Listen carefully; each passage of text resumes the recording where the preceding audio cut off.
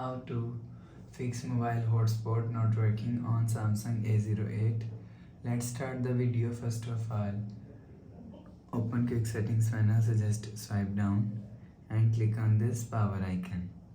Again tap on this restart icon. You will see your phone is restart. After restarting, enter phone pin. You will see your problem is solved. But if it not solved, go to app library. Here click on settings app.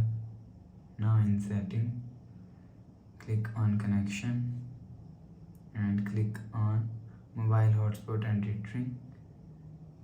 Click on mobile hotspot and turn on mobile hotspot. After turn on mobile hotspot, go back to home screen. You will see your problem is solved. But if it not solved, so check your internet connection. Internet connection is work properly.